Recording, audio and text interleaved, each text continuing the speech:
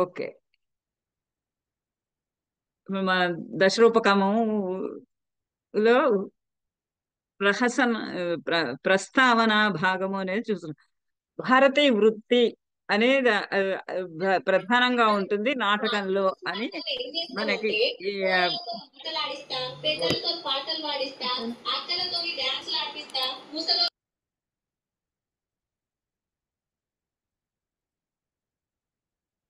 ప్రస్తావన ఆముఖ భాగంలో ప్రేక్షకులని ఉన్ముఖీకరణం చేసేటటువంటి ఆ ప్రస్తావనలో అది భారతీయ వృత్తిలో ప్రయోగించాలి అని చెప్పాడు. ఆ భారతీయ వృత్తి 4 విధాలుగా ఆ, ఉంటుంది అని ఆ భారతీయ వృత్తిని గురించి చెప్పాడు. ఆ భారతీయ వృత్తి 4 విధాలలో ప్రరోచన, వీధి, ప్రహసన, ఆముఖము అని ఈ 4 విధాలుగా భారతీయ వృత్తిని ప్రయోగించాలి ప్రస్తావన భాగంలో సూత్రధారుని చేత అని మనకి విపులీకరించాడు. వినపడుతోందా? వినపడుతోందా? వినపడుతుంది. వినపడుతుందండి. వినపడుతుంది.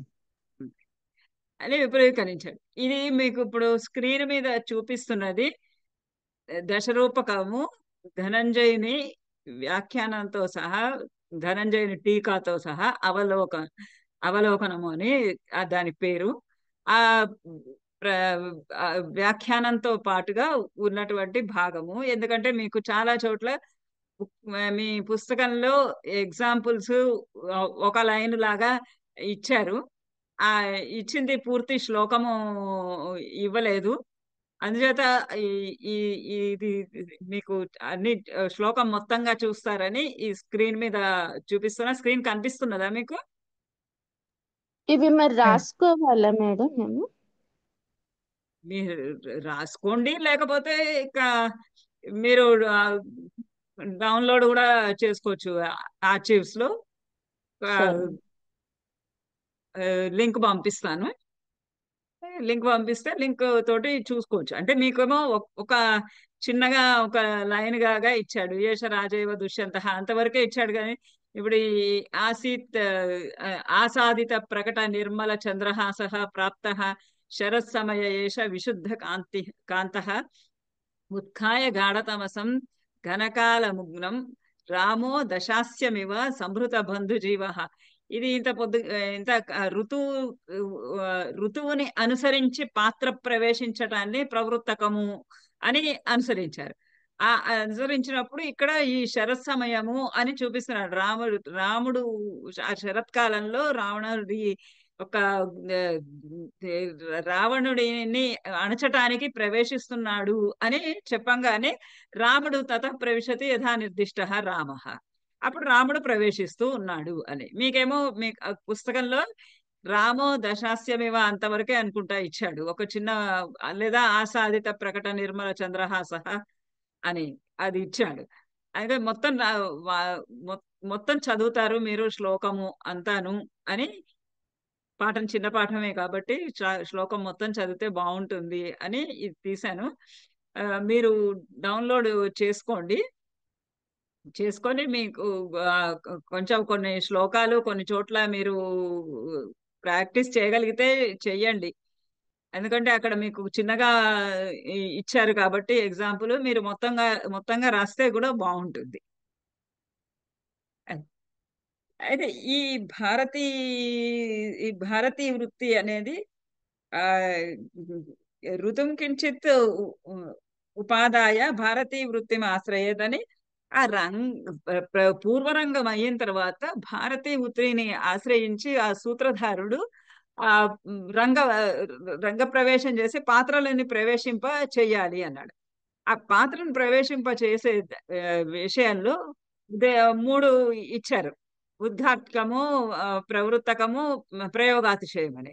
అయితే ఈ భారతీయ వృత్తిని ఆశ్రయించినప్పుడు ఈ భారతీయ వృత్తి 4 రకాలుగా ఉంటుంది. అది సంస్కృత ప్రాయ అన్నాడు. సంస్కృత ప్రాయం అంటే సంస్కృత శబ్దాలు అధికముగా ఉండేది, మాటలు అధికముగా ఉండేది అని. ఆ భారతీయ వృత్తిని ఆశ్రయించి మాటలు అధికంగా ఉన్నటువంటి అంటే మరి నాటక ప్రారంభము నాటక ప్రారంభంలో ఎక్కువగా మాటలు ఉంటేనే వీళ్ళు చూసేటటువంటి ప్రేక్షకులంతా కూడా వాళ్ళ వాళ్ళు మాట్లాడుకునేటటువంటి మాటలన్నీ ఆపి నాటకం వైపు ఉన్ముఖులు అవుతారు. అందుచేత అట్లా ఆ భారతీయ వృత్తిని ఆశ్రయించాలన్నాడు. అది 4 రకాలుగా ఉంటుంది అని చెప్పాడు. ప్రరోచన, వీధి, ప్రహసన, ఆముఖ అని.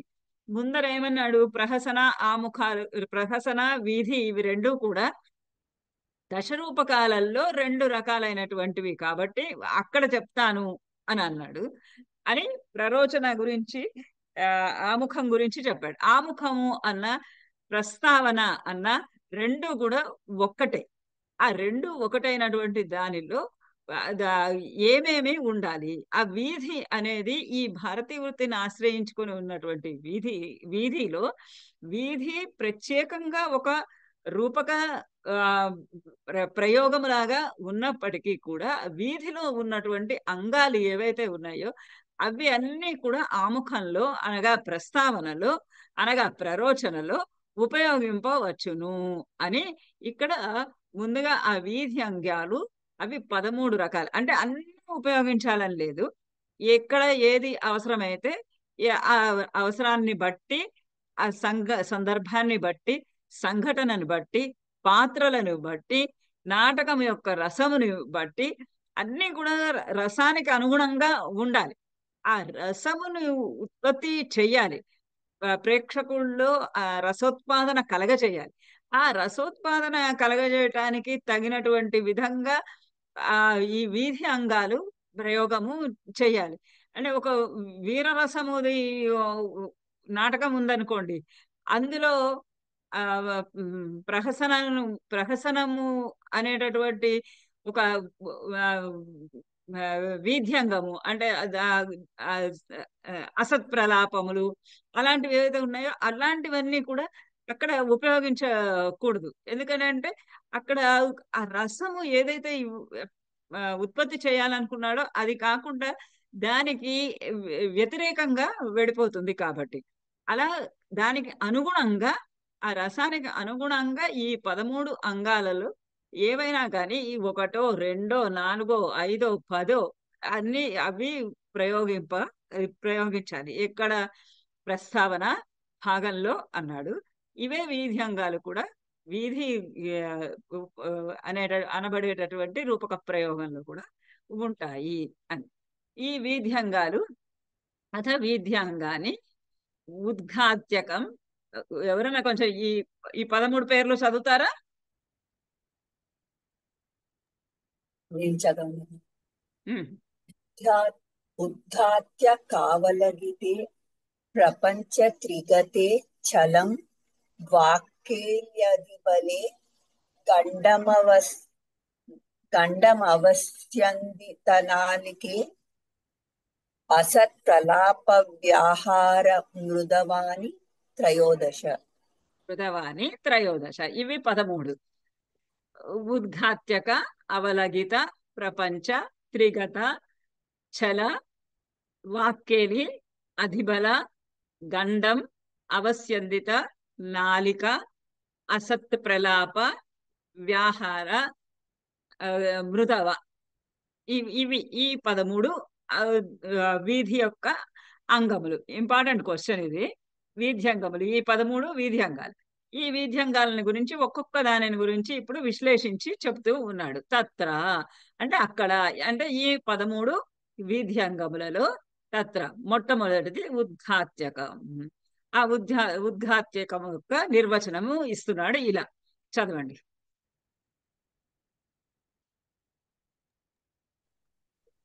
తత్ర గూఢార్థ పద పర్యాయమాలా ప్రశ్నోత్తరస్య వా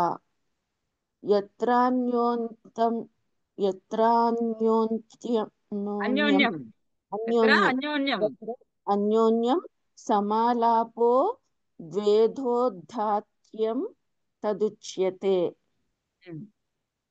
మీకు సంస్కృతము అనేది ఏదో ఒక ప్రత్యేకమైనటువంటి భాష, మనకి తెలియదు అనేటటువంటి ఒక అభిప్రాయం ఉంటే అది తొలగించుకోండి. ఎందుకంటే ఇక్కడ ఎత్ర అన్యోన్యం, అన్యోన్యం అన్న పదం మనకు తెలుగులో చాలా ఉపయోగించేటటువంటి పదం.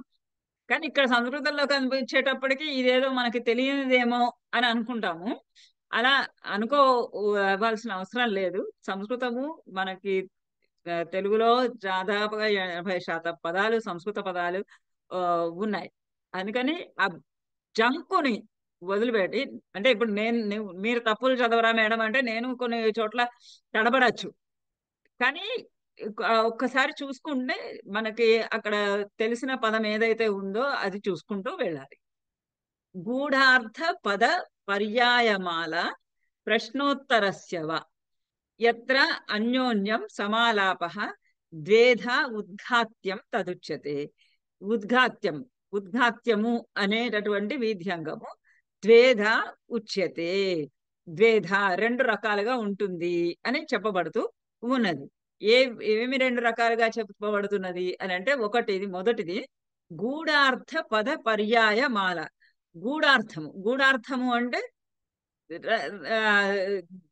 అంతర్గతంగా, అర్థము అంతర్గతంగా ఉన్నది. అంటే ఆ ఎలా మనము పైకి కనిపించేది ఒకటి, దానిలో ఉండేటటువంటి భావము ఒకటి, దానిలో ఉండేటటువంటి అర్థము ఒకటి. అంటే ఆ పదము మనం వాళ్ళు ప్రయోగించినటువంటి పదము కన్నా దానికి వచ్చేటటువంటి అర్థము వేరైనటువంటిది, వేరే రహస్యంగా గూఢంగా ఉన్నటువంటిది పద పర్యాయమాల. లక్ష్యార్థంగా తీసుకోవచ్చాను. వాచ్యార్థం లక్ష్యార్థంగా తీసుకోవచ్చు. వాచ్యార్థ లక్ష్యార్థం కాదు. లక్ష్యార్థము అంటే మళ్ళా కంప్లీట్ గా వేరే అమ్మా. మీరు వాచ్యార్థము, లక్ష్యార్థము, వ్యంగ్యార్థము 3 ఉన్నాయి కదా. మూడిట్లలోనూ లక్ష్యార్థం అని పక్కన పెట్టేసేయండి. అసలు లక్ష్యార్థము అనేది దానికి ముఖ్యార్థ బాధ కావాలి, ముఖ్యార్థంతో సంబంధము ఉండాలి, తర్వాత ముఖ్యార్థం ఉండాలి.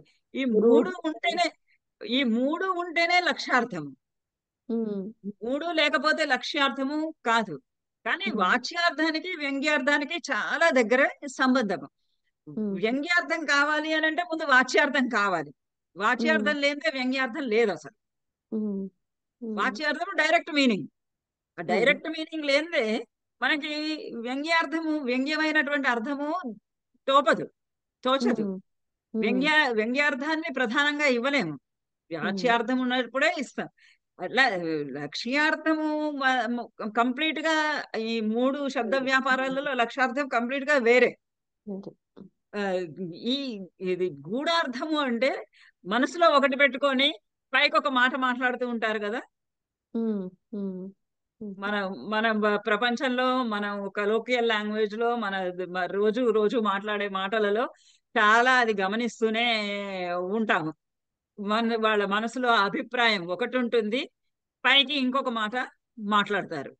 అట్లా మాట్లాడేది, అట్లా గూఢార్థం అంటే అట్లా మనసులో ఒకటి ఉండి పైకి ఇంకొకటి మాట్లాడుతున్నది. అవి పర్యాయమాల.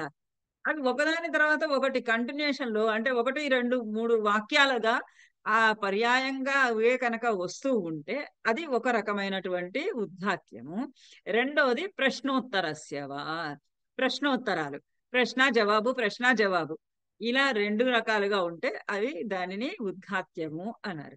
అత్ర అన్యోన్యం సమాలాప. ప్రశ్నోత్తరస్య అన్యోన్యం సమాలాప. అన్యోన్యము కలిసి మాట్లాడుకునేవి. ఆ మాట్లాడుకునే వాటిలలో ఇద్దరు కూడా ఒక ప్రశ్నకు ఒక జవాబు, ఒక ప్రశ్నకు ఒక జవాబు అట్లా ఇచ్చుకుంటూ పోతే కంటిన్యూస్ గా మాలలాగా అది ఉద్ఘాత్యం. గూఢార్థం పదం తత్పర్యాయశ్చేత్ ఏవం మాల అంటున్నాడు. గూఢార్థం పదం, గూఢార్థమైన రహస్యంగా ఉన్నటువంటి అర్థము అంతర్గతంగా ఉన్నటువంటిది. తత్పర్యాయశ్చేత్, అది పర్యాయంగా మళ్ళీ గనక ప్రయోగించినట్లయితే అది ఒక విధమైనటువంటి ఉద్ఘాత్యము. రెండోది ప్రశ్నోత్తర చేత్యేవం. ప్రశ్న జవాబులు ద్వయోరుక్తి ప్రత్యుక్తో తద్విధం ఉద్ఘాత్యకం. ఇద్దరు ఒకళ్ళ ఉక్తి ప్రత్యుక్తం, ఒక ప్రశ్న ఒక జవాబు, ఒక ప్రశ్న ఒక జవాబు ఉంటే అలా తత్ర ఆద్యం విక్రమోర్వశీయే యథా అది చూపిస్తున్నాడు. విదూషకుడు అంటున్నాడు, భో వయస్య కయేష కామః ఏన త్వమపి దూయసే. రాజు పురూరవుడు ఊర్వశి యొక్క విరహంలో చాలా దూయసే అంటే చాలా చిక్కిపోయి ఉన్నాడు, చిక్కి శల్యమైపోయి ఉన్నాడు. అయితే ఆ విదూషకుడు అడుగుతున్నాడు, భో వయస్య క్వేష కామః ఏన త్వమపి దూయసే. ఎవరు ఈ కామ అనేటటువంటిది ఎవరు? ఎవరి చేతనైతే నువ్వు ఇంతగా చిక్కి శల్యమైపోతున్నావో ఆ కాముడు అంటే కామ అంటే ఎవరు? సఖ్యం పురుష అథవా స్త్రీ ఇది, అది పురుషుడా లేదా స్త్రీనా అని ప్రశ్న వేస్తున్నాడు. అక్కడ తెలిసిన విషయమే కదా, రాజు ప్రేమలో విరహంలో ఉన్నాడు అని. అయినా తెలియనట్టుగా ఒక రహస్యంగా ఇక్కడ ప్రాకృతం ఇది. భో వా ఓ అస్స కో ఏసో కామో జేణ తుమం పి దుముచ్యసే సోకిం పురిసో ఆదు ఇత్థి ఆ తి అని. అప్పుడు రాజు జవాబు చెప్తున్నాడు, సఖే మనోజాతిర్ అనాధీన సుఖేష్వేవ ప్రవర్తతే స్నేహస్య లలితః మార్గః కామ ఇత్యభిధీయతే. దీన్ని కామ అంటారు నాయన. ఏదైతే నువ్వు ప్రశ్న వేస్తున్నావో దేని వల్ల నేను చిక్కిపోయాను అంటున్నావో అది మనోజాతిర్ అనాధీన. మనోజాతి ఆ మనస్సులో పుట్టేటటువంటిది, అనాధీన దానిని వశపరచుకోవడము అసాధ్యమైనటువంటిది, మనస్సులోను పుట్టేది. సుఖేష్వేవ ప్రవర్తతే, సుఖంగా ఉన్నప్పుడు కూడా అది ఆ మనస్సుని దోచివేస్తూ ఉంటుంది, మనస్సుని అల్లకల్లోలపరుస్తుంది, మనస్సుని వశము చేసేసుకుంటుంది. స్నేహస్య లలితః మార్గః, ఆ ప్రేమ యొక్క స్నేహం యొక్క లలితమైనటువంటి మార్గము దానిని కామః అని అంటారు అని చెప్తే ఇంకా ఏమమపి నా జానామి అంటున్నాడు వాడు, ఆ విదూషకుడు. అది నాకు తెలీదు. అది అవునా, ఆ మనస్సుకు అధీనమైపోయినదా, ఆ స్నేహానికి ఇట్లా అంటారా, కామము అని అంటారా, ఏవం నా జానే, నాకు తెలియదా అది అంటున్నాడు. వయస్య ఇచ్ఛా ప్రభవ స ఇది. ఓ స్నేహితుడా, అది ఇచ్ఛా ప్రభవ, అది ఇచ్ఛ చేత ఒక కోరిక చేత జనించేటటువంటిది విషయము ఆ కామము. అంటే కిం యో యదిచ్ఛసి తత్ కామయతి ఇది. ఆహా, అంటే ఏదేన్ని అయితే కోరుకుంటారో, కిం జో జం ఇచ్చది, దేనిని ఎవరైతే కోరుకుంటారో సహతం కామ ఇది ఇది అత్తి అలా దానిని కామం అంటారా? ఎవరు ఏది కోరుకుంటారో, ఎవరిది ఏది కావాలి అనుకుంటారో, ఎవరి మనస్సుల్లో అంటే ఇచ్ఛా ప్రవాహ అన్నాడు, వాళ్ళ కోరికకి వలన జనించేది అన్నాడు కదా. ఎవరు ఏది కోరుకుంటే అది జనించే దానిని కామము అని అంటారా అంటే రాజు అవును అతకిం, రాజా అతకిం, అవును దాన్నే కామం అంటారు అంటే. విదూషకుడు చూడండి, అతనికి భోజన ప్రియుడు కదా, అందుకని ఏమంటున్నాడు, తజ్ఞాతం, ఆహా అయితే నాకు బాగా తెలిసింది. ఏమని? యథాహం సూపకారశాలాయాం భోజనమిచ్చామి. సూపకారశాలాయాం వంటగదిలో భోజనమిచ్చామి, ఏదైతే భోజనం నేను కోరుకుంటాను దానిని కామం అంటారనమాట అన్నది. అసలు యాక్చువల్గా కామము అంటే అక్కడ అర్థం ఏంటి, గూఢార్థం ఏంటి? గూఢార్థము కామము అంటే మన్మథ ప్రకోపము. ఆ మన్మథ ప్రకోపము అన్నటువంటి మాట అర్థమును దాచి గూఢంగా చెప్పి పర్యాయము అనేక రకాలైనటువంటి ఇతరమైనటువంటి మాటలు మాట్లాడటాన్ని ఉద్ఘాత్యము అంటారు. ఇలాంటిది అంటే ప్రస్తావన భాగము ఆముఖ భాగము ఏంటి అని అంటే మెయిన్ గా వచ్చినటువంటి ప్రేక్షకులనందరినీ కూడా ఉన్ముఖులను చేసి వాళ్ళనందరినీ ఆకర్షితులని చెయ్యాలి. ఏదో ఒక సంభాషణ చేయాలి, చేసి వాళ్ళందరినీ వాళ్ళ మనసుల్లో వేరే వేరే ఆలోచనలని ఏమన్నా ఉంటే వాళ్ళు ఇతరులతో కలిసి ముచ్చటించుకుంటూ ఉంటే ఆ ముచ్చట్లలో నుంచి ఆ ఆలోచనలలో నుంచి నాటకం వైపుకి వాళ్ళని ఆకర్షితులని చెయ్యాలి. ఆ ఆకర్షితులను చెయ్యాలి అన్నప్పుడు ఇట్లాంటి రకరకాలైనటువంటి సంభాషణలు చేస్తూ ఉక్తి ప్రత్యుక్తులు చేస్తూ వాళ్ళని ఆకర్షితుల్ని చేసుకోవాలి. ఇంకోటి ద్వితీయం యథా పాండవానంది. ఈ పాండవానందము అనేటటువంటి నాటకం ఇంకా ఇంతవరకు పబ్లిష్ కాలేదు, ఎక్కడ దొరకటం లేదు. సరస్వతి మహల్ లైబ్రరీలో ఉందేమో తెలియదు, మాన్యుస్క్రిప్ట్స్ వెతకాలి. ద్వితీయం యథా పాండవానంది. ఇట్లా రెఫరెన్సెస్ అక్కడ దొరుకుతున్నాయి అంతే. రెండవది ఏంటి? ప్రశ్నోత్తరం, ప్రశ్న జవాబు. ఇంకా కా శ్లాఘ గుణినాం, ఇవన్నీ వరుసగా ప్రశ్నకి జవాబు. కా శ్లాఘ్య, ఏది ప్రశంసింపదగినది? గుణినాం క్షమ, ప్రశంసింపదగినది ఏమిటి అని అంటే గుణినాం క్షమ, గుణవంతుల యొక్క క్షమ, వాళ్ళ ఓర్పు, వాళ్ళ ఓర్పే మెచ్చదగినది, శ్లాఘింపదగినది. పరిభవ కోహో కహ, పరిభవ అవమానాలు అని అంటే కహ ఏమిటి? అవమానం అంటే ఏంటి? ప్రశ్న, మళ్ళీ జవాబు. యహ స్వకుల్యై కృత, ఏదైతే స్వకుల్యై తమ కులం వారి చేత అంటే తమ సొంత బంధువుల చేత కృత చేయబడింది. అవమానం అంటే పరాయి వాళ్ళు ఎవరో చేస్తే అది అవమానం కాదు. సొంత వాళ్ళు మనం అనుకున్నటువంటి మన బంధుజనము ఏదైనా చేస్తే, మన పట్ల అన్యాయం చేస్తే అది అవమానము. కిం దుఃఖం, దుఃఖం అంటే ఏమిటి? పరసంశ్రయ, ఇతరుల పంచన చేరటం, ఇతరుల ఇంట్లో ఉండడం, ఇతరుల యొక్క నీడలో ఉండడం, అది దుఃఖము అంటే పరాయి వాళ్ళ ఇంట్లో ఉన్నప్పుడు ఎంతకాలము. ఒకరోజు మనకి భారవి కథ కూడా ఉంది.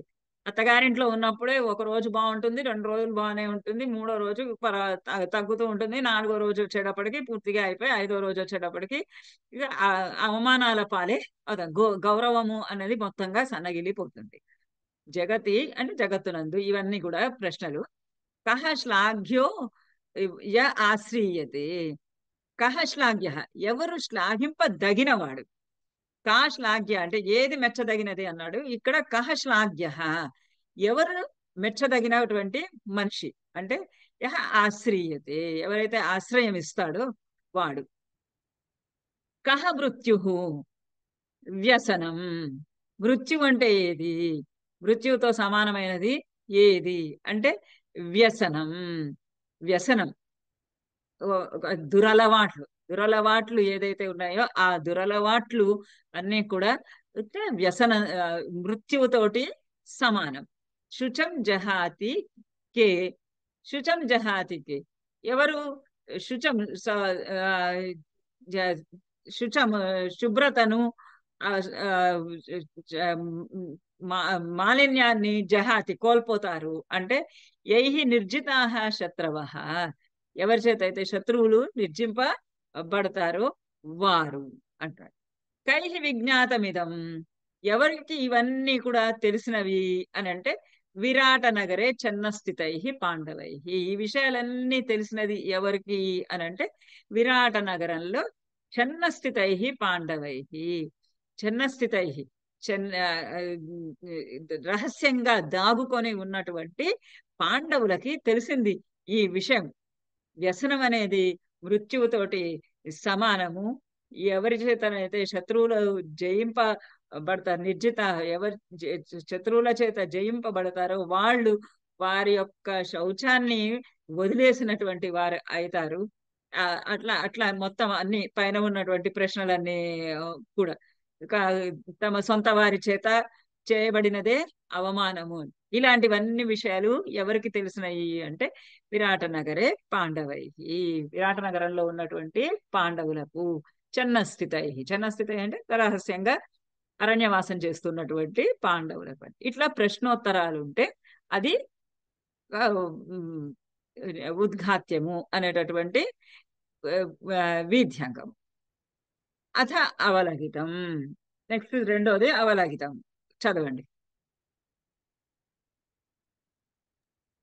యత్రైకత్ర సమావేశాత్ కార్యమన్యత్ ప్రసాధ్యతే ప్రస్తుతే అన్యత్ర వాణ్యత్ స్యాత్ తత్ చావలగితం ద్విధా. ఎత్ర ఏకత్ర సమావేశాత్, ఎత్ర ఎక్కడైతే ఏకత్ర సమావేశాత్ అన్ని గనుక ఒక చోట ఉన్నప్పుడు సమావేశాత్ కార్యం అన్యస్య ప్రసాధ్యతే, కార్యమేమో ఇంకొక చోట జరుగుతుంది. అంటే ఒక కార్యం కోసం కని ఒక పనిని నిర్వహిస్తే దాని యొక్క అటువంటి కార్యము ఇంకొక చోట ఒకదాని కోసం కని పని చేస్తూ ఉంటే అది ఇంకొక రకంగా ఫలించటం, ఇంకొక రకంగా కార్యాంతరము చెందటం, కార్యం అన్యత్ర రూపు చెందటము అనేది కార్యం అన్యస్య ప్రసాద్యత, ఇంకొక చోట అవడం అనేది ఇదేంటి అవలగితం అనేటటువంటిది. ఇది కూడా ద్విధ, రెండు రకాలు. ఒకటేమో కార్యం అన్యత్ ప్రసాదితే, మనం ఒక పనిని కోసం కనుకుంటే అది ఇంకొక రకమైనటువంటి పనిగా పరిణమించటము.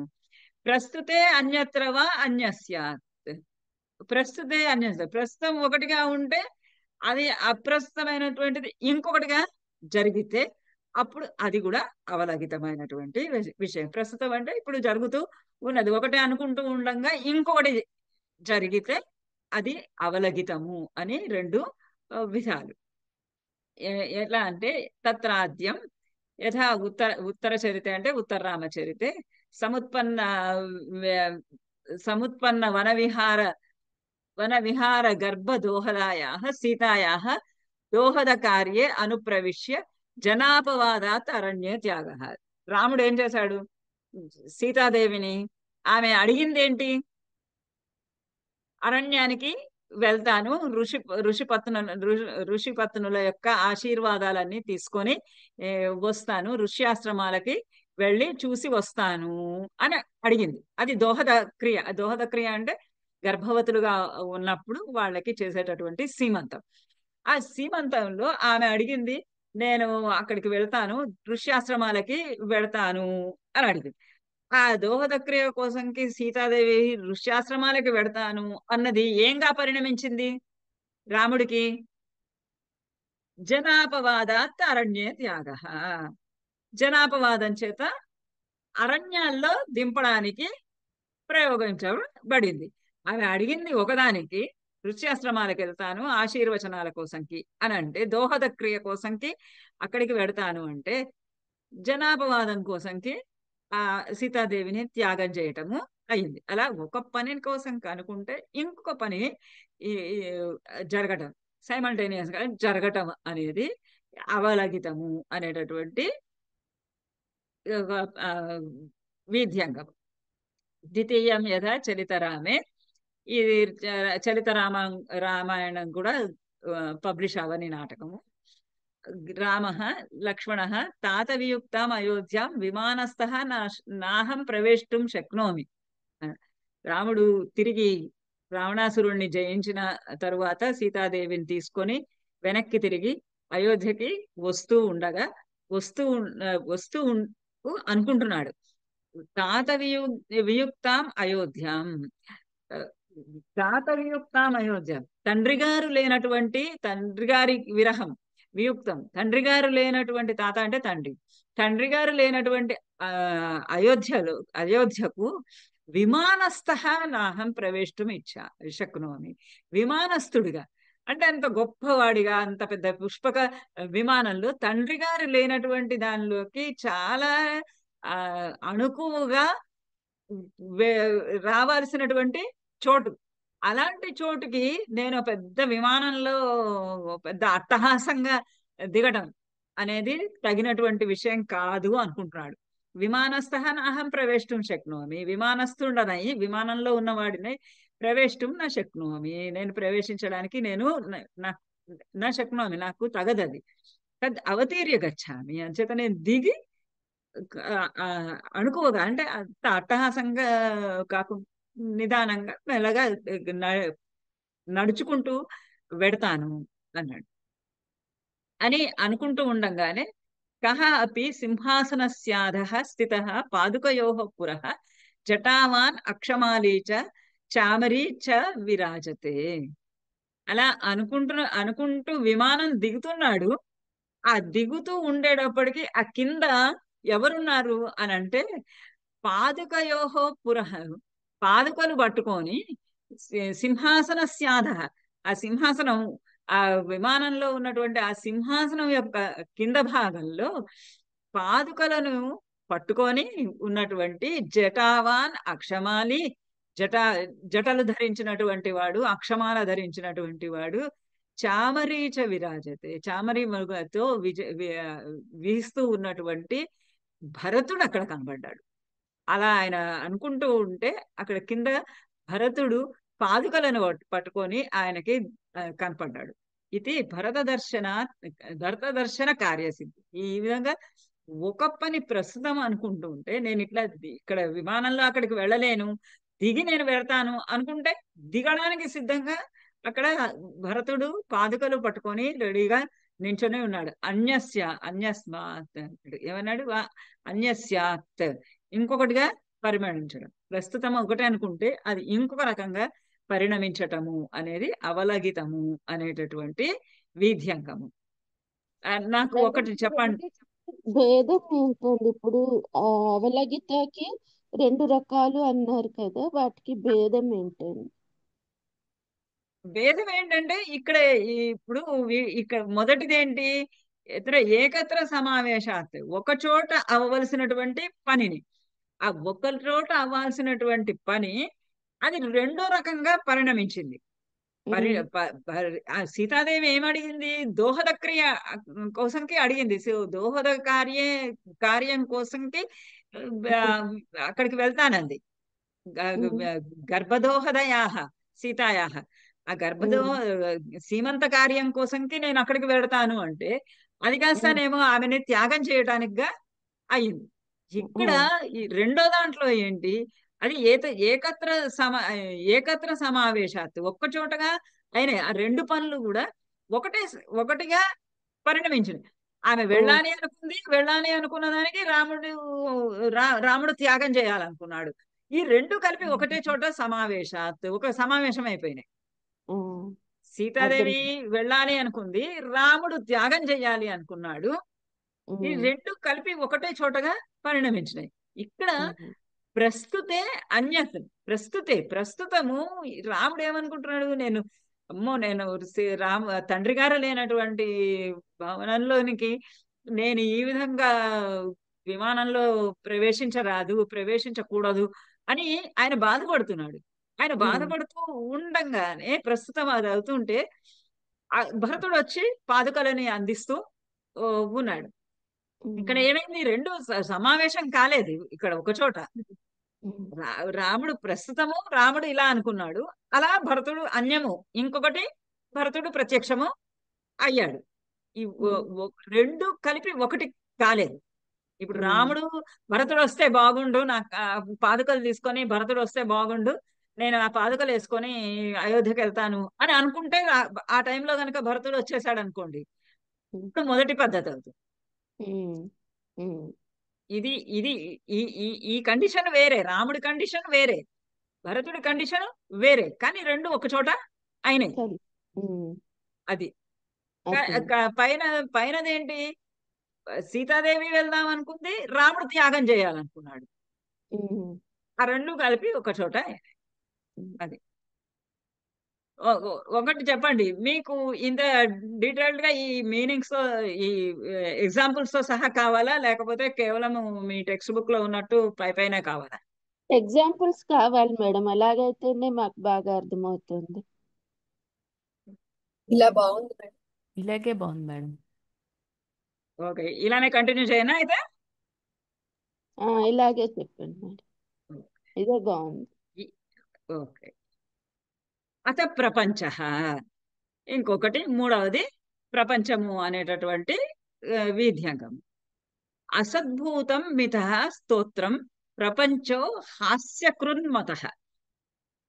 అసద్భూతం అసత్యమైనటువంటి ఒక విషయం. మిత స్తోత్రం, మిత అది ఆ స్తో మితః స్తోత్రం ఒక అసత్యమైనటువంటి, ఒక అబద్ధమైనటువంటి, ఒక మిథ్యతో కూడినటువంటి స్తోత్రము. హాస్యకృత్, హాస్యాన్ని కలిగించేటటువంటి విధంగా ఉంటే అది ప్రపంచము అనేటటువంటి వీధ్యంగము. ఎక్కడైతే అసద్భుతం అంటే అది ఎప్పటికీ జరగదు, ఎప్పటికీ జరగనటువంటి ఏ, విషయము. అది ఒక హాస్యమును కలిగించటానికని ఆ, మితః మితః స్తోత్రం. మితః వాళ్ళంతట వాళ్ళే ఆ మిథ్యగా స్తోత్రాలు తమను తామే స్తోత్రం చేసుకుంటూ ఉండడం అనేది ఈ ప్రపంచము అనేటటువంటి ఆ, ఆ, వీధ్యంగం. అసద్భూతేన అర్థేన, అసద్భూతేన అర్థేన, అసద్భూతము. ఆ, సత్ అంటే నిజము, అసత్ అంటే అసత్యం, అసత్యమైనటువంటి ప్రేలాపన. ఒక అసద్భుతమైనటువంటిది, ఒక అసత్యమైనటువంటిది, ఎన్నటికీ జరగనటువంటిది, అటువంటిది పారదార్యాది నైపుణ్యాదిన, పారదార్యాది నైపుణ్యాదిన, పారదార్యం చేత అంటే వేరే ఒకనొక శబ్దముల ఆ చేత, ఇతరత్ర ఉన్నటువంటి శబ్దముల యొక్క నైపుణ్యం చేత అన్యోన్య స్థుతి, అన్యోన్య స్థుతి, ఎక్కడైతే అన్యోన్యమైనటువంటి స్థుతి ఉంటుందో సప్రపంచ, అది ప్రపంచం. ప్రపంచము అంటే ఒకరినొకరు స్తుతించుకోవటం కానీ, లేదా వాళ్ళని వారే స్తుతించుకోవటం కానీ, ఎటువంటి స్థుతి అది ఎప్పటికీ జరగదు, ఎప్పటికీ అలాంటి విషయాలు ఉండవు. అలాంటి ఎప్పటికీ జరగనటువంటి అసత్యమైనటువంటి విషయాలతోటి వారిని వారే స్తుతించుకోవటం, లేదా వాళ్ళు ఒకరినొకరు స్తుతించుకోవటం.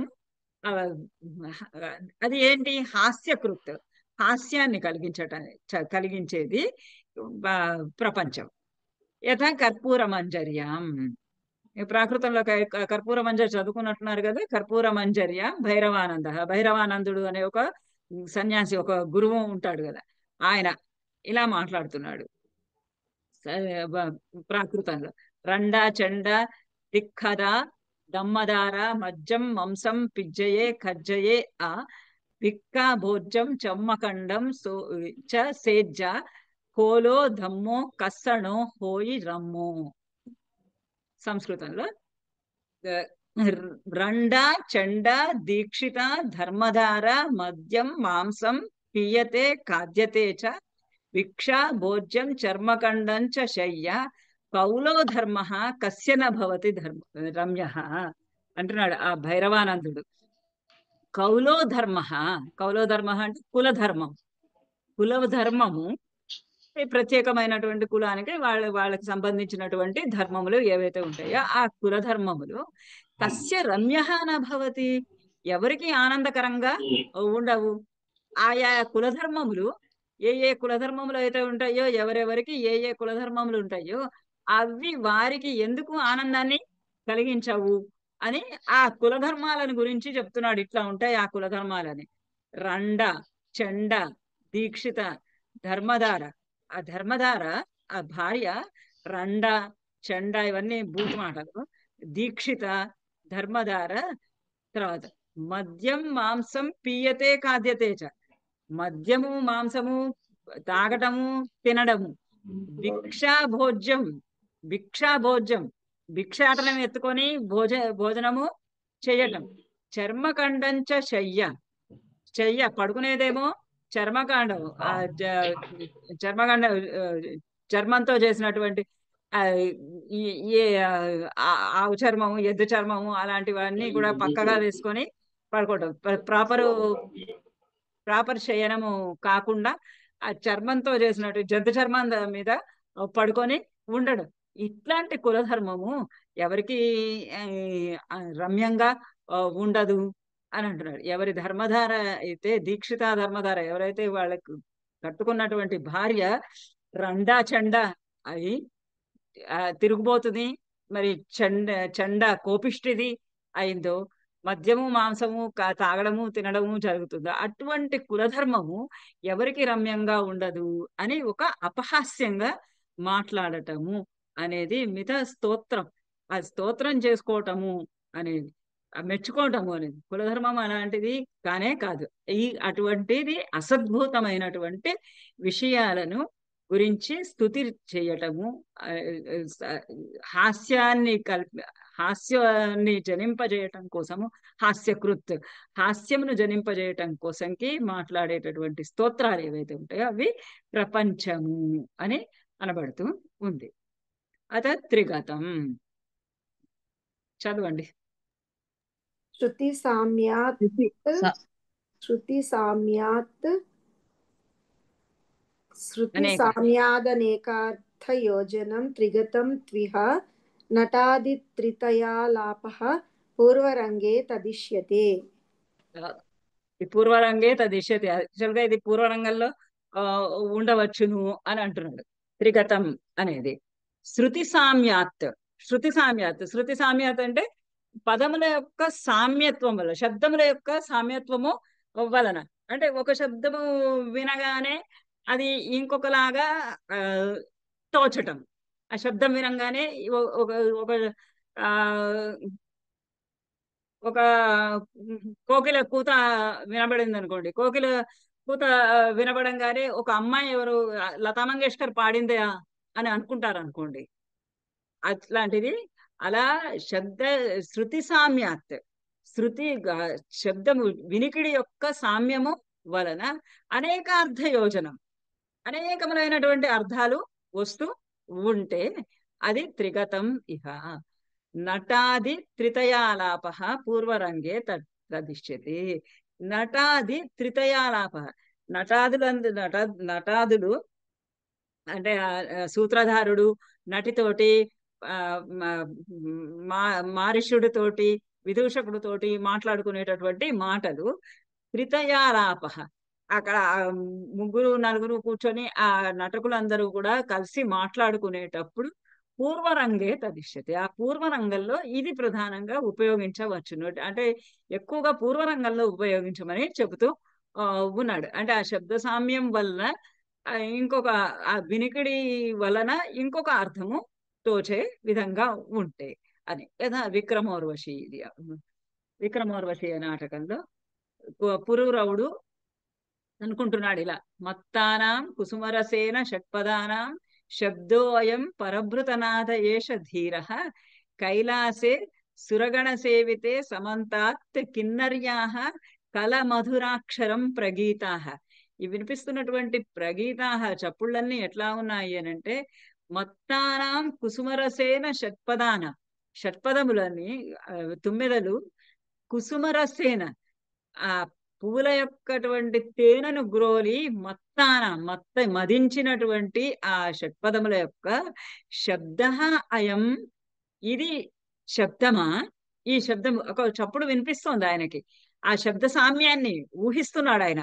ఏమని ఊహిస్తున్నాడు అని అంటే, ఈ వస్తున్నటువంటి అయం శబ్ద, ఈ శబ్దము నాకు వినపడుతున్నటువంటి ఈ సౌండ్ ఇది షట్పదముల యొక్క శబ్దమా, లేదా పరభృతనాథ ఏష ధీర, లేదా ఏది ధీరమైనటువంటి గంభీరమైనటువంటి పరభృతనాథ.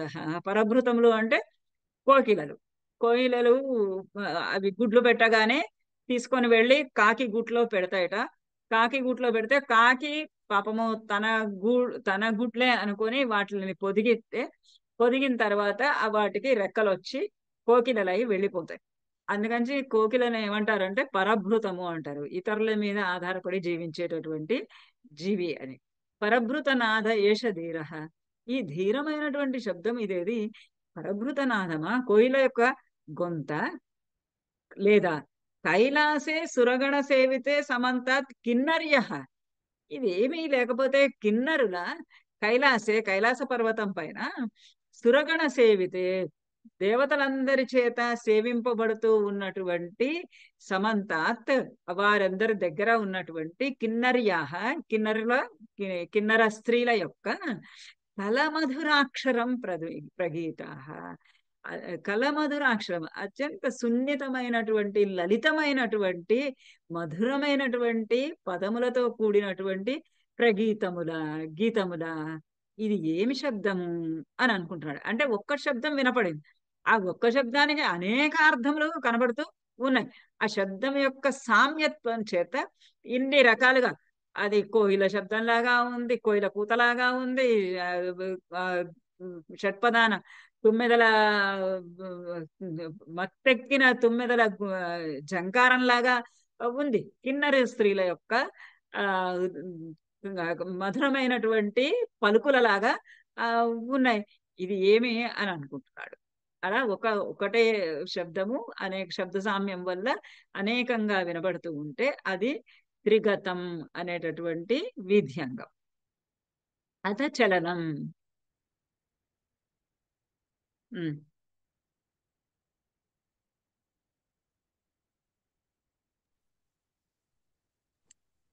చదవండి, నిర్వచనం చదవండి. ప్రియైర్వాక్యైర్వాక్యైః విలోభ్యః చలనాచలం.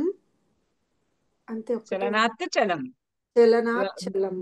ఆ, మిమ్మల్ని ఇది ఎందుకు చదవమంటున్నానంటే ఇది మీరు బైహార్ట్ చేయాలి. నిర్వచనము మీరు బైహార్ట్ చేయాలి. పరీక్షలో వచ్చినప్పుడు మీరు నిర్వచనంగానే రాయాలి. కేవలం సంస్కృతంలోనే రాస్తే కొన్ని మార్కులు వస్తాయి.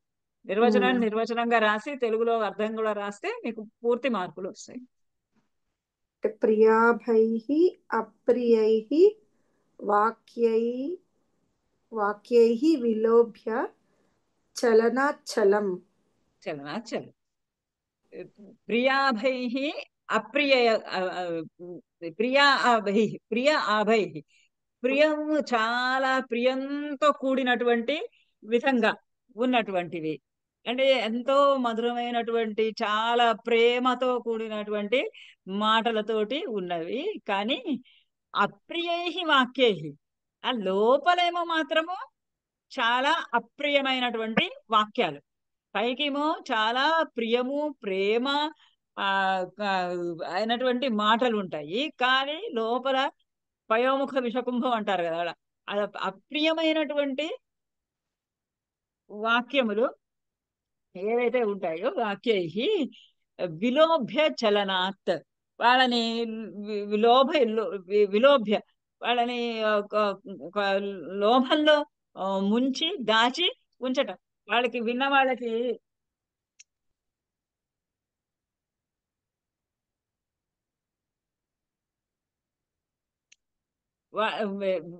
విలోభ్య చలనాత్, వాళ్ళని లోభం కలిగేటట్టుగా చేశా. అంటే అంత చక్కటి మాటలు మాట్లాడుతున్నాడు, చాలా ప్రేమపూర్వకంగా మాట్లాడుతున్నాడు, ప్రియాతి ప్రియంగా మాట్లాడుతున్నారు అని అనిపిస్తూ మోసగించటం అనేది చలనం. చలనం అంటేనే మోసం.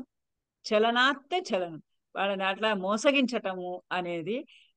ఇదంతా కూడా ఏంటంటే హాస్యము కలిగించటానికే అప్రియమైనటువంటి మాటలు మాట్లాడుతూ ఒక అప్రియమైనటువంటి అర్థాన్ని దోపింప చేయటము, ఆ ప్రియమైనటువంటి మాటలతోటి వాళ్ళని చాలా కప్పిపుచ్చి మోసగించటము, కపటముగా మాట్లాడటం అనేది చలనము అనేటటువంటి చలం అనేటటువంటి వీధ్యంగం. యథా వేణి సంహారే, వేణి సంహారంలో భీమార్జునులు వాళ్ళిద్దరు ఒకళ్ళకొకళ్ళు మాట్లాడుకుంటూ ఉన్నారు. కర్త ద్యూతాత్ చలానాం జతుమయ దీపనః సహ అభిమాని రాజా దుశ్శాసనాదే గురు. ఇదంతా భీముడు ఆ దుర్యోధనుడిని వెతుక్కుంటూ వస్తున్నటువంటి ఆ మనుషులతోటి వాళ్ళతోటి మాట్లాడుతూ ఉన్నాడు.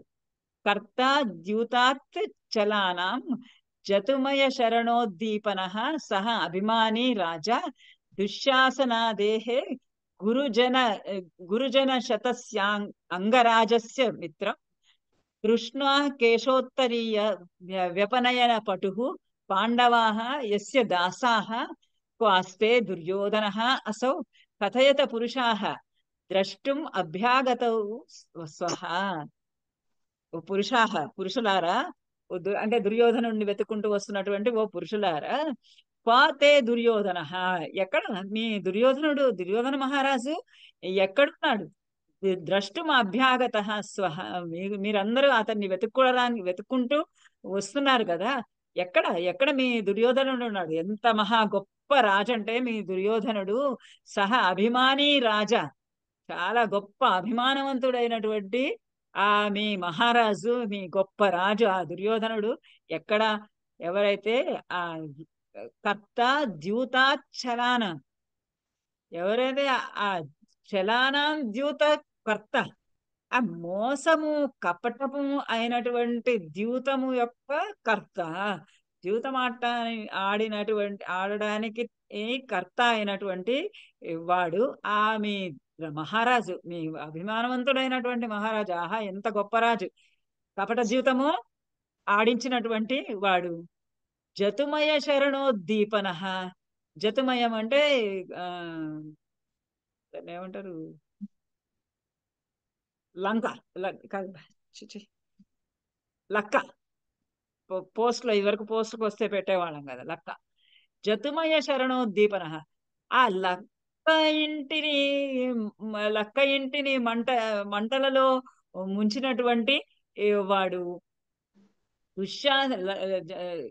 లక్క ఇంట్లో పాండవులందరినీ బంధించి పాండవులని కాల్చి వేస్తారు కదా, కాల్పించాలనుకుంటాడు కదా, ఆ లక్క ఇంటి జతుమయ శరణ ఉద్దీపన, ఆ లక్క ఇంటిని తయారు చేసి ఆ లక్క ఇంటి శరణంతో ఉద్దీపన, కాల్చివేసినటువంటి ఉద్దీపనము చేసినటువంటి వాడు.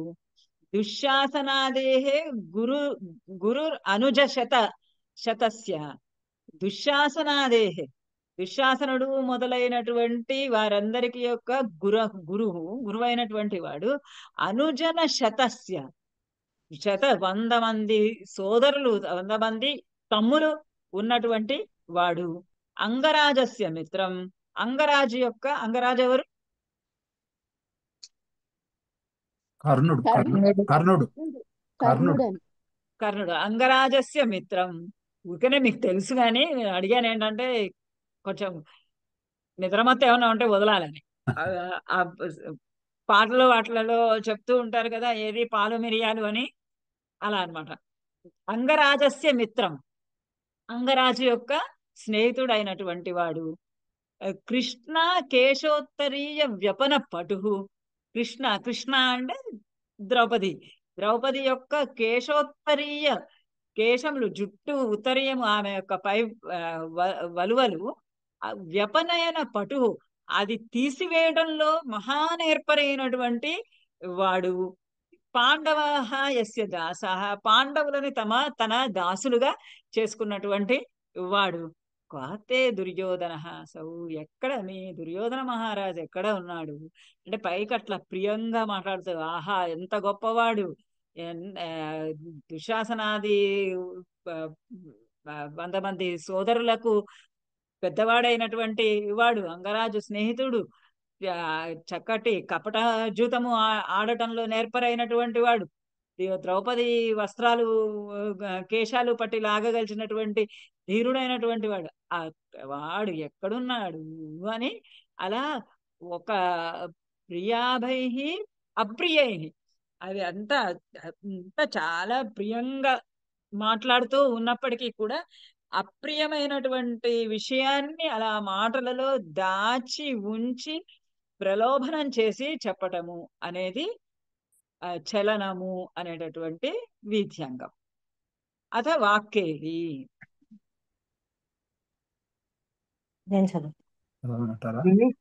వినివృత్యాస్య వాక్యేలి ద్విస్త్రిః ప్రయుక్తితో అపి వా,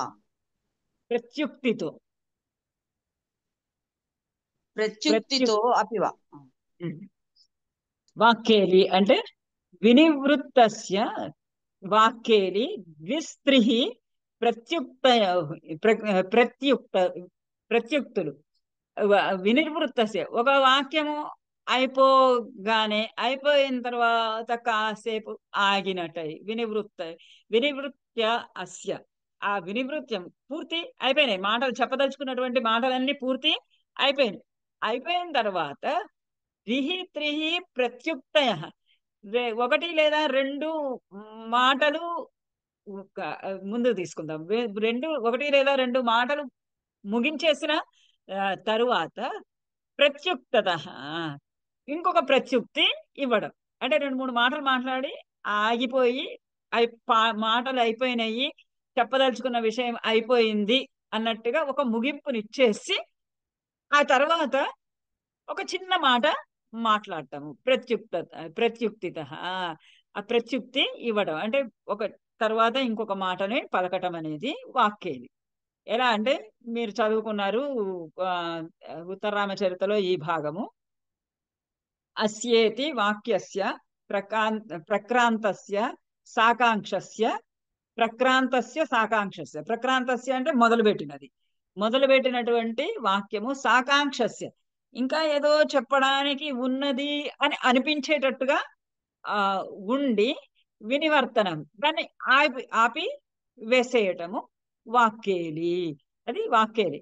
ద్విత్రివా ఉక్తి ప్రత్యుక్తయ, రెండు లేదా ద్విత్రి అంటే ద్వయోవా త్రయోవా, రెండు లేదా మూడు మాటలతోటి ఉన్నటువంటి ఉక్తి ప్రత్యుక్తులకు, మాటలు దాని యొక్క జవాబులు, ప్రశ్నోత్తరాలు ఉన్నటువంటి రెండు మూడు ప్రశ్నలకు ఒకే సమాధానం కానీ లేదా రెండు మూడు ప్రశ్నలకు జవాబులుగా కానీ ఉండడాన్ని వాక్యేలి అంటారు. తత్ర ఆద్య ఉత్తరరామచరితే యథా వాసంతి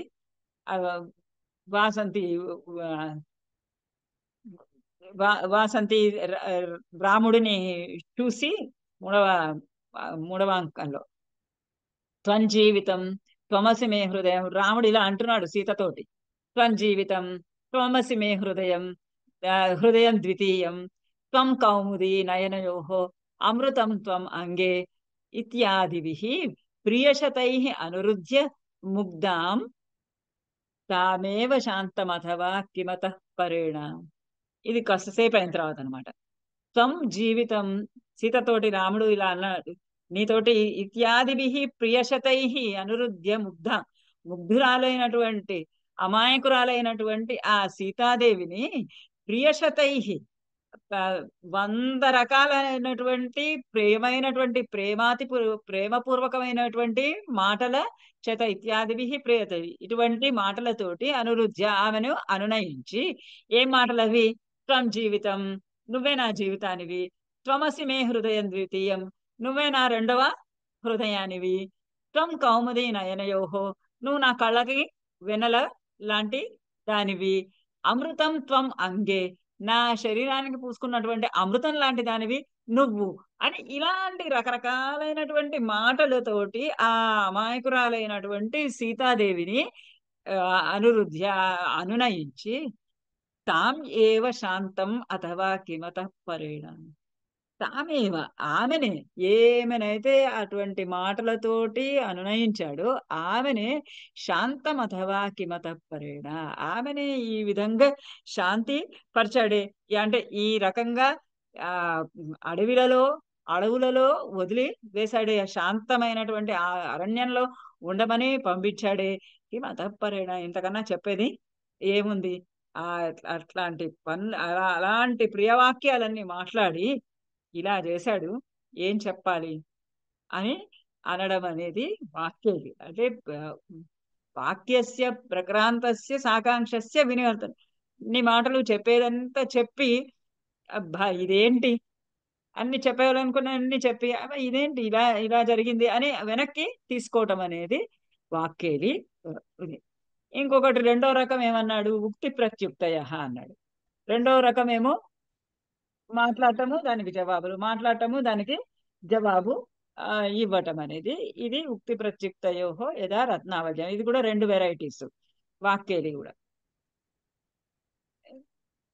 భవతి మదనికే మమాప్యేతాం చర్చరీం శిక్షయ, అక్కడ వాళ్ళందరూ రత్నావళి నాటకంలో వాసవదత్త చెలులు వాళ్ళు అందరూ కూడా చర్చరి అనేటటువంటి ఒక ఆట, వాళ్ళందరూ కలిసి ఆడుకుంటూ ఉన్నారు. ఒక సంబరంగా వాళ్ళు ఆడుకుంటూ ఉన్నారు. ఆడుకుంటూ ఉంటే అక్కడికి వచ్చి విదూషక విదూషకుడు భవతి మదనికే మమాప్యేతం చర్చరి శిక్షయ అంటున్నాడు. ఓకే, నువ్వు నాకు ఓ మదనిక, నువ్వు ఈ ఈ ఇది ఏదైతే ఉందో ఈ చర్చరి ఉందో అంటే ఆ పాటలు ఉంటాయి కదా, రకరకాలైనటువంటి జానపద పాటలు, డాన్సులు అవి ఉంటాయి కదా, అవన్నీ వాళ్ళు ఆడుకుంటూ అంటే సంతోషాన్ని వెలిబుచ్చుకుంటూ అక్కడికి వెళ్ళి నాకు కూడా నేర్పించు ఇది అని అడుగుతున్నాడు. మమాప్యేతాం చర్చరీం శిక్షయ అంటే ఆ అమ్మాయి అంటుంది హతాశ నకల్వేశ చర్చరి ద్విపదీ ఖండకం కల్వేతత్. ఇదేదో ఆట అనుకుంటున్నావేమో, ఇది చర్చరి కాదు, చర్చరి అనేటటువంటి ఆట కాదు, ఇది ద్విపదీ ఖండకం కల్వేతత్. ఇది ద్విపదీ ఖండకం, రెండు పదాలతోటి రెండు వాక్యాలతోటి ఉండేటటువంటి ఆట ఇది అని అంటుంది. అంటే కిమి విదూషకుడు అడుగుతున్నాడు భవతి కిం ఏతైన ఖండేన మోదకాః క్రియంతే. ఈ రెండు ముక్కలు అన్నది కదా, రెండు వాక్యాల ముక్కలు అంది కదా, ఆ రెండు ముక్కలు అంటే అయితే ఏంటి, ఈ ముక్కలతోటి లడ్డూలు చేసుకోవచ్చా అని అడుగుతున్నాడు. కిమేతైన ఖండేన మోదకాః క్రియంతే, ఏంటి ఈ దీంతో అయితే లడ్డూలు చేసుకోవడానికి వస్తుందా అంటే నహి పఠ్యతే కల్వి తత్. ఆహా కాదు, ఇది చదువుకునేది నాయన, పడ అది కక్కు ఏదం, ఇది చదివేది, ఇది తినేది కాదు అని అంటుంది. ఇలా ఉక్తి ప్రత్యుక్తం, ఒక మాట జవాబు మాట జవాబు మాట జవాబు ఇవ్వడాన్ని వాక్యేలి అని అన్నారు. అథ అధిబలం, తర్వాత అధిబలం అనేటటువంటి వీధ్యంగం.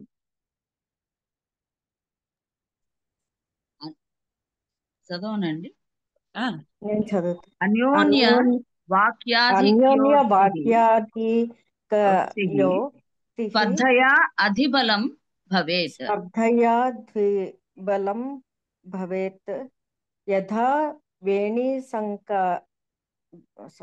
వేణీసంహారే అర్జునః చదవండి.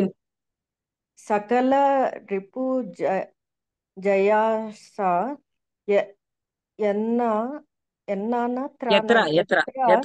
ఎత్ర బద్ధ్వా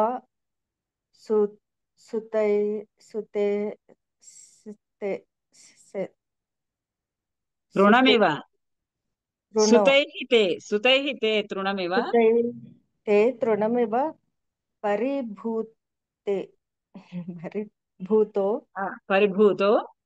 పరిభూతో యస్య గర్వేణ లోకః రణశిరసి నిహంతా తస్య రాధాసుతస్య ప్రణమతి పితరో వాం మధ్యమః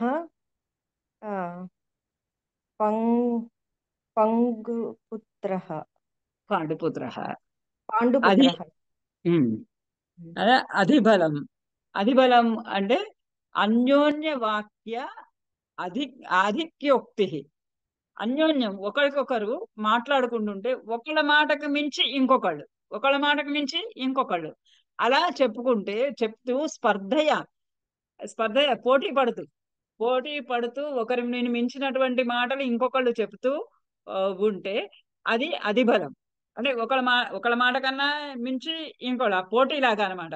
నేనింత అంటే నేనింత అంటే నేనింత, అట్లా ఒకళ్ళకు మించి ఒకళ్ళు పలుకుతూ ఉండడము స్పర్ధ పడుతున్నట్టుగా, అంటే పోటీ పడుతున్నట్టుగా చెప్పడం అనేది అది అధిబలం అనేటటువంటి వీధ్యంగం. వేణి సంహారంలో అర్జునుడు అంటున్నాడు. ఇక్కడ అర్జునుడు అయిన తర్వాత భీముడిది కూడా ఉండాలి.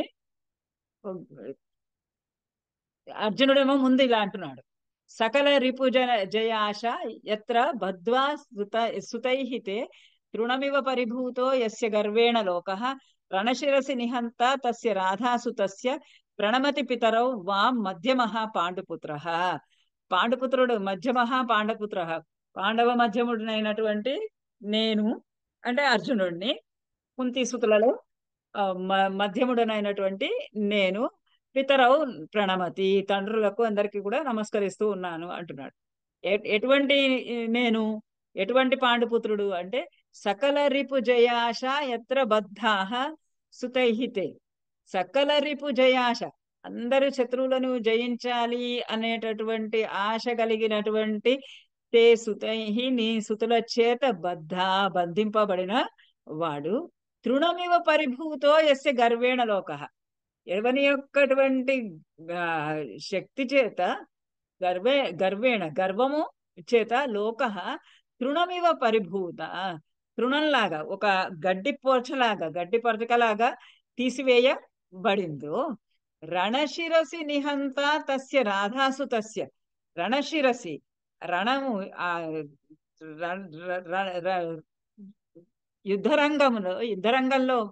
యుద్ధరంగ ప్రాంగణంలో రాధాసుతస్య నిహంత, రాధాసుతుడు అంటే కర్ణుణ్ణి చంపినటువంటి వాడు ఏ నీ కొడుకుల యొక్కటువంటి జయాశ అంతా కూడా బంధింపబడిందో, ఎవరి గర్వం చేత లోకాలన్నీ కూడా తృణప్రాయంగా చేయబడినాయో, ఎవరి చేతనైతే రాధాసుతుడు నిర్జింపబడుతూ ఉన్నాడు, నిహంత చంపివేయబడుతున్నాడు, నిర్జింపబడుతున్నాడు, ఆ పాండుపుత్రుడు నీకు నమస్కరిస్తున్నారు అని ఆ రణరంగంలో మొట్టమొదటగా ఆయన అంటున్నాడు, అర్జునుడు అంటున్నాడు. అది ఇతి ఉపక్రమే అని ఆ అర్జునుడు అలా మొదలు పెట్టంగానే ఇక్కడ రాజా కాదు, ఇది భీముడు ఇలా అంటున్నాడు. చదవండి.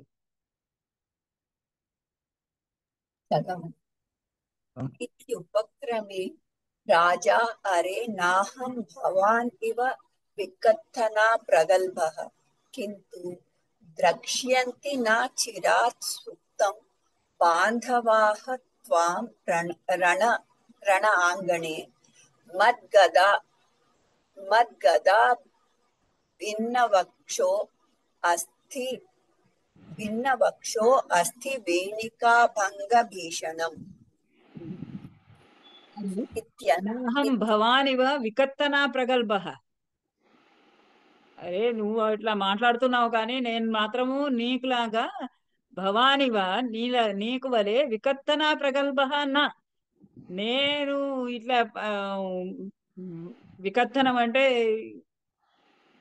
పొగడ్తలతో కూడినటువంటి మాటలు, అవాకులు చవాకులు లాగా అట్లాంటి మాటలు, అలాంటి ఆ వికత్తన ప్రగల్భః అన్న నేను అటువంటి మాటలను పాడను. అంటే చేతల వాడిని కానీ నేను మాటల వాడిని కాదు. అని వికత్తన ప్రగల్భః నా కింటు ద్రక్ష్యతి న చిరాత్ సుప్తం బాంధవాః త్వాం రణాంగణే మద్గద భిన్న వక్షః అస్థి వేణికా భంగ భీషణం. నేను నా మద్గదా భిన్న వక్షః, నా గదతోటి భిన్న వక్షః, నీ యొక్క వక్షస్థలాన్ని ముక్కలుగా చేసి అస్థివేణిక భంగ భీషణం. అస్థివేణిక నీ యొక్క ఎముకలని నరాలని అన్నింటినీ కూడా వేణిక, ఆ నరములు అనేటటువంటి ఆ జటలనన్నింటినీ కూడా పైకి లాగి పెరికి వేసేటటువంటి, భీషణంగా పెరికి వేసేటటువంటి వాడిని నేను అంటున్నాడు. ద్రక్ష్యంతి నా చిరాత్ సుప్తం. ద్రక్ష్యంతి, నేను అటువంటిది చూపబోతూ ఉన్నాను రణాంగనే, ఈ రణాంగనంలో. చిరాత్ సుప్తం బాంధవాః నత్వాం. చిరాత్ సుప్తం, చిరకాల నుండి నా మనసులో అణిగి ఉన్నటువంటి ఆ కోరిక. బాంధవాః త్వాం రణాంగే ద్రక్ష్యంతి. ఆ బంధువులందరూ కూడా ఆ రణాంగణంలో ద్రక్ష్యంతి, వాళ్ళందరూ చూడలేరు అటువంటి భయంకరమైనటువంటి భీషణమైనటువంటి యుద్ధం చేస్తూ నేను ఈ నా గదాబలంతో ఆ భిన్న వక్షస్థలాన్ని చేసి అతని అస్థి లోపల ఉన్నటువంటి నరాలన్నింటినీ కూడా బయటికి పెకిలించి వేస్తాను అని అంటున్నాడు. ఇత్యంతేన భీమ దుర్యోధనయోః అన్యోన్య వాక్య వాక్యస్య అధికయోక్తి అధిబలం. ఈ విధంగా వాళ్ళిద్దరూ ఒకళ్ళకన్నా మించి ఒకళ్ళని మించి ఒకళ్ళు మాట్లాడుకునే మాటలను అధిబలం అని అంటారు. అంటే ప్రగల్భాలు, ఒకళ్ళ పైన ఒకళ్ళు మాట్లాడుకోండి. పరస్పరము మాట్లాడుకునేటటువంటి మాటలలో ఒకరిని మించి నీకన్నా నేను ఎక్కువ, నీకన్నా నేను ఎక్కువ అని, నీకన్నా నేను గొప్ప అని చెప్పుకుంటూ మాట్లాడటము అనేది అధిబలము అనేటటువంటి వీధ్యంగం. గండః అథ గండః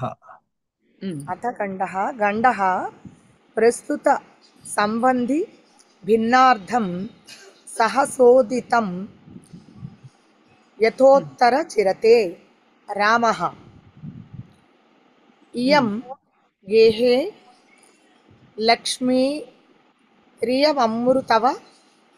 అమృతవతి నయనయో రసావస్యాః స్పర్శో వపృషి బహల స్వందనరసః అయం బాహు ఖండే శిశిరమసృణ్ణో మౌక్తికసరః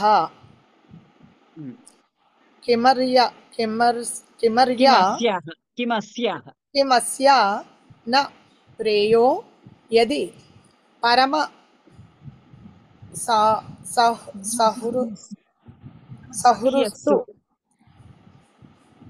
సహృస్తు విరహః అసహ్యస్తు విరహః.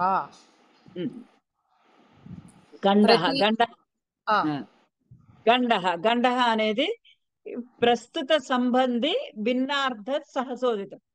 ప్రస్తుత సంబంధి ప్రస్తుతం ఒక మాట మాట్లాడుతూ ఉన్నాడు. ఆ మాట మాట్లాడుతూ ఉన్నవాడు ప్రస్తుతానికి సంబంధించినటువంటి ఒకానొక విషయాన్ని గురించి మాట్లాడుతూ ఉన్నాడు. ఆ మాట్లాడుతూ ఉండంగా హఠాత్తుగా ఒక్కటేసారి భిన్నమైనటువంటి అర్థం, అంటే దానికన్నా వేరైనటువంటి అర్థంతో ఒకళ్ళు ఎవరైనా గనక మాట్లాడితే అది గండము అనేది. అంటే ఒక మాట పూర్తి కాకుండానే, అంటే ఒక అభిప్రాయాన్ని వెలిబుచ్చుతూ ఉండంగానే ఆ అభిప్రాయానికన్నా వేరైనటువంటి అభిప్రాయాన్ని హఠాత్తుగా ఒకళ్ళు ఎవరైనా వచ్చి చెప్పటం అనేది సహసా ఉదితం. హఠాత్తుగా చెప్పటం అనేది గండం. అలానే ఉత్తర రామచరితలో రాముడు మొదటి అంకంలో అనుకుంటున్నాడు, ఇయం గేహే లక్ష్మి. సీతాదేవి ఆయన ఒడిలో అలా పడుకొని నిద్రపోతూ ఉంది. అలసిపోయి ఆ చిత్రపటాలన్నీ